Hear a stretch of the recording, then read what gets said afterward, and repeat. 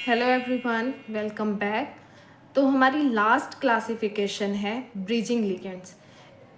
Bridging ligands वो ligands होते हैं जिनके पास एटलीस्ट दो लोन पेयर हो इलेक्ट्रॉन्स के। अगर किसी एटम के पास, डोनर एटम के पास एक से ज़्यादा लोन पेयर हो, मतलब दो हो या दो से ज़्यादा हो, तो वो दोनों लोन पेयर्स को डिफरेंट एटम्स को डोनेट कर सकता है। वहाँ पे वो ब्रिज की तरह रिएक्ट करेगा, मतलब ब्रिज की तरह एक्ट करेगा, रिएक्ट नहीं एक्ट करेगा।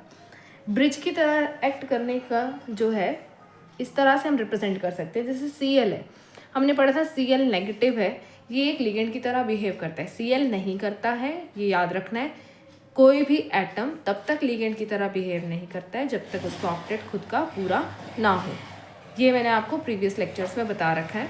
अब Cl नेगेटिव है, ये लिगेंड की तरह बिहेव करेगा, ब्रिजिंग लिगेंड की तरह।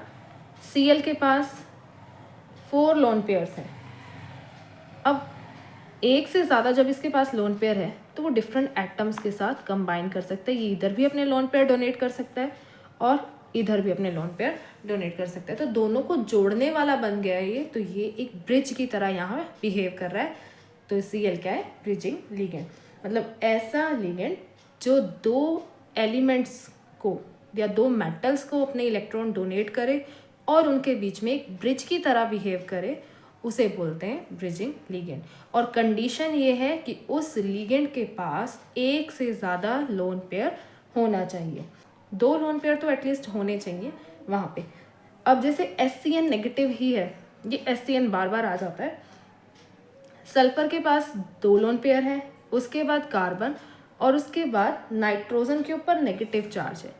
तो जो सल्फर के ऊपर 2 लोन पेयर हैं, तो ये 2 डिफरेंट मेटल्स को अपना ये लोन पेयर डोनेट कर सकता है। तो ये भी एक बिहेव करेगा as a bridging ligand.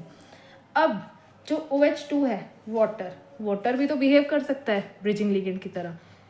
Oxygen के पास क्या है? 2 लोन पेयर हैं, तो ये अपने लोन पेयर को दोनों लोन पेयर्स को एक किसी और मेटल को डोनेट कर देगी, किसी और मेटल को।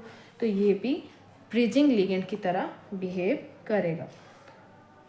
बाकी हमारे पास जिनके पास सिर्फ एक ही लोन पेयर है, फॉर एग्जांपल NH3 है, ये ब्रिजिंग लिगेंड की तरह बिहेव नहीं करेगा क्योंकि एक ही लोन पेयर है। कंडीशन क्या है ब्रिजिंग लिगेंड की तरह बिहेव करने की? कि 2 लोन पेयर तो एटलीस्ट होने चाहिए उस एटम के पास या मॉलिक्यूल के पास डोनेट करने के लिए मेटल को। तो ये हो गया हमारा ब्रिजिंग लिगेंड। और एक और स्पेशल केस होता है। अब आप सोचोगे स्पेशल केस बार बार आए जा रहे हैं। एक तो ये पहले ही ब्रिजिंग लिगेंड आ चुका है, पर वो जो नेक्स्ट लिगेंड है वो इतना खास किसी क्वेश्चन में या किसी एग्जाम में नहीं पूछा जाता है। मैक्रोसाइक्लिक लिगेंड्स होते हैं। क्राउन ईथर्स, जो ये MSc लेवल के स्टूडेंट्स हैं उन्होंने पढ़ा होगा क्राउन ईथर्स के बारे में। तो लिगेंड्स ये होते हैं बहुत बड़े बड़े साइक्लिक रिंग्स होती हैं जिसमें ऑक्सीजन एटम कोऑर्डिनेटेड होता है। फॉर एग्जांपल ये मेटल है, मेटल के साथ कोई क्राउन ईथर ऐसे जुड़ा हुआ है, ये तो पूरा क्राउन ईथर है।